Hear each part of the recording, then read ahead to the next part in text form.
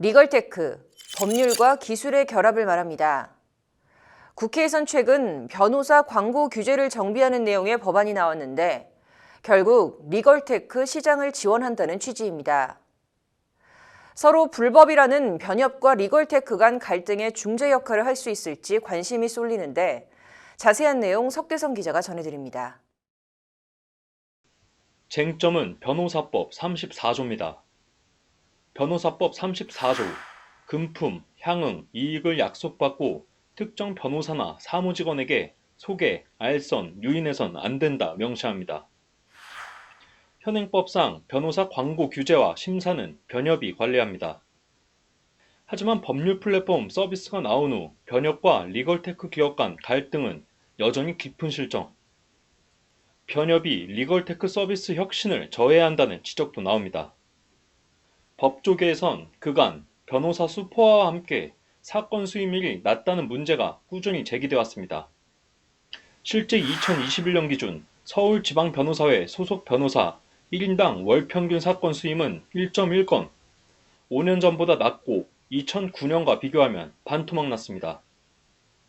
나홀로 소송도 민사 부분 71%, 형사 44%에 달합니다.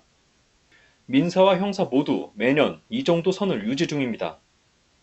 변호사 수는 2020년 3만 명이 넘었지만 국민에게 법률 시장 문턱은 여전히 높은 겁니다. 이 같은 법률 시장 사형화를 두고 리걸테크 업계는 변협에 책임을 묻고 있습니다.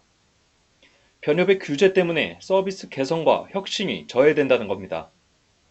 최근 불법 콜택시 영업 논란이 일었던 타다도 대법원에서 최종 무죄 확정 판결을 받은 바 있습니다. 국회에서도 리걸테크 지원 움직임이 나타나고 있습니다. 변호사 출신 이소영 의원은 애플리케이션을 통한 변호사 광고를 허용하고 변협의 변호사 광고 규제 권한을 축소하는 내용의 법안을 발의했습니다.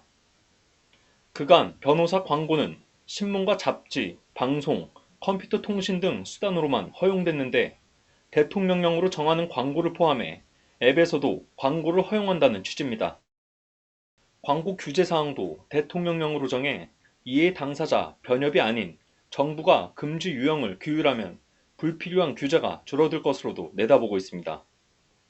하지만 변협은 변호사 광고와 관련해 법조 브로커와 직접적으로 연관돼 있다며 브로커에 의한 수임이 질서와 제도를 파괴할 것이라고 지적합니다.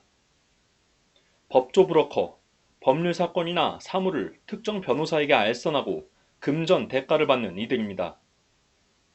변협은 리걸테크 운영 방식이 중개 행위와 유사하다고 주장하는데 광고와 중개 사이 이들의 절충점은 쉽게 나오지 않고 있습니다. 이번 법안이 변협과 리걸테크 업계에 민감한 이유입니다. 국민을 위한 혁신이냐, 돈벌이를 위한 산업화냐.